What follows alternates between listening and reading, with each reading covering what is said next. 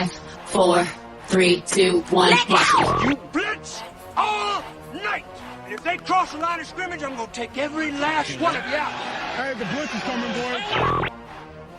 What's going on, guys? Welcome back to the Blitz, where we give you the latest and greatest in fantasy football news, injury reports, starts and sits, tips, and so much more to help you win your fantasy leagues in just 5 minutes or less. In this episode, we're going to get you guys right with our Swindlers list. It's time to start finessing some people out of their players. And these players, their value is a little bit on the low side heading into week 6. So what do you got to do?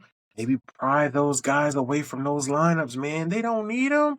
You do. So it's time to finesse, and I'm going to give you a couple of players that you should be looking to target on the buy low, on the low side, to help you further in getting your championship. So before we jump into that, make sure that you're locked into the Fantasy's Finest podcast on our YouTube channel, and make sure that you don't miss an episode of the Blitz. And you can check out the Blitz on Spotify if audio tends to be your preference over looking at this lovely mug on YouTube.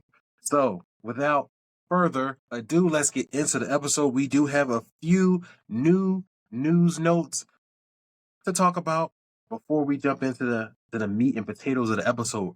Robert Saleh, the Jets head coach, has been fired after losing to the Vikings over in London. The Jets have parted ways with Robert Saleh. And footnote in all of this, apparently Aaron Rodgers was none the wiser to Robert Saleh getting fired. I don't believe that one bit.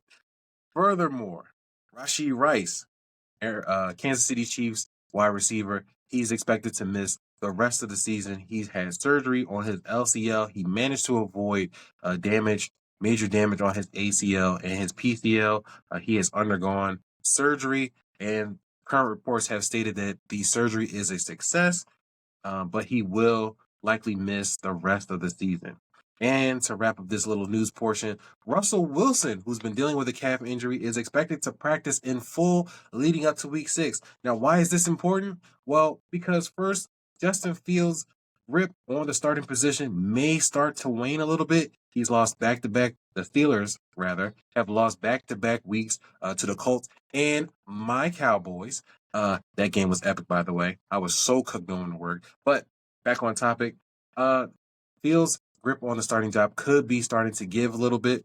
With Russell Wilson being able to practice in full, he might be able to creep in and get that starting job should Justin Fields falter a little bit more in another game or a loss in week 6. And also, George Pickens isn't very happy in the way he's being used in the offense. He feels like he's not being targeted enough.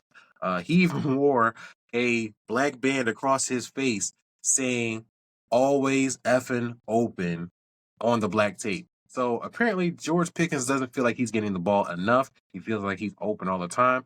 Maybe a change to Russell Wilson, who can target or heavily target his number one wide receiver. Maybe that might be a motivating thing to get Russell Wilson that starting job, because Justin Fields apparently can't get him the ball enough. Hey, whatever it takes. But that's it for the news. Now let's get into these buy low targets on our Swindlers list this week. First up, we got to talk about Breece Hall, man. Not a great start to the season. Actually, he had a solid start to the season. His last 2 weeks have not been great. Over the last 2 weeks, he's been the running back 48. He's averaging just 5.3 fantasy points per game to this point. The offense hasn't looked good overall, but the run game for the Jets has come to a screeching halt. Breece Hall's averaging just 1.4 yards per attempt in these last 2 weeks. Like I said, the offense just looks out of sort. Maybe the firing of Robert Saleh changes how they use certain players. Maybe there's more work coming for Breece Hall. Maybe he can get into a better rhythm in that running game, but they have to do something to fix it. But right now, Breece Hall's fantasy value is on the low side. If you can convince a fantasy manager who may not have a winning record, who's maybe floating around 500 or maybe is under 500 to give up Breece Hall, this might be the perfect opportunity to do so. Another running back I had to put on this list is Joe Mixon. Joe Mixon has been injured over the last 2 weeks. He's averaging 17 fantasy points per game, but that's because of his big game in week 1. He hasn't been able to do anything since. He practiced before a week ago on Friday, I believe, but he was unable to go over the last 2 games. Cam Akers has come in his relief, but he's only averaging 9.3 fantasy points per game, and he's been the running back 35 between weeks 3 and 5. So the running game for the Houston Texans has come to a halt as well. Joe Mixon, to me, he's on the low side. If he can't come back in week 6, there is a little risk there, but hopefully it's not an issue where he's going to miss an extended period of time or they have to put him on IR. Hopefully that's not the case. But Joe Mixon right now is another guy who I would target for the low. Don't give up too much that might hurt your fantasy team, but maybe you can swindle Joe Mixon off of fantasy rosters in the event that, they need to make a move to be able to help stay in the race to get into the fantasy playoffs. And the guy that I mentioned earlier from the Pittsburgh Steelers, George Pickens, he's been having an up and down season. He's had 3 double-digit fantasy games, but only 1 game where he's had over 15 fantasy points. He's 22nd in targets with 36, but like I mentioned earlier, he doesn't feel like he's getting the ball enough. And maybe a quarterback change could help that if they pivot from Justin Fields to Russell Wilson going forward. That might be the thing to help them get George Pickens back on track in the offense. And when you look at the roster for the Steelers, they don't really have a lot of other options. So it's kind of baffling why they don't kind of get more targets to Pickens, but that may be more on Arthur Smith as it is on anybody else in that offense or Justin Fields not getting him the ball.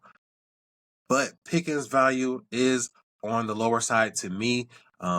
He's a wide receiver that's talented, but he's the wide receiver 1 for his respective offense. He's just not getting the ball enough compared to other number 1 wide receivers. Maybe that changes, like I said, with Russell Wilson coming in. If Justin Fields maybe loses another game in week 6, making it 3 in a row.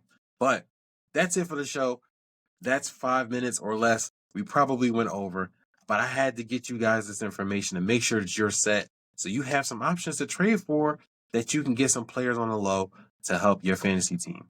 But that's it for the episode. Like I said before, make sure that you're locked into the Fantasy Spiders YouTube channel and make sure that you have our Blitz podcast playlist saved and ready to go so you don't miss the episodes that come out. And make sure that you're subscribed on whatever podcast you listen to, like Spotify. But that's it for the show. I will check you guys out in our next episode. Y'all take it easy. Yo, come back now, yeah!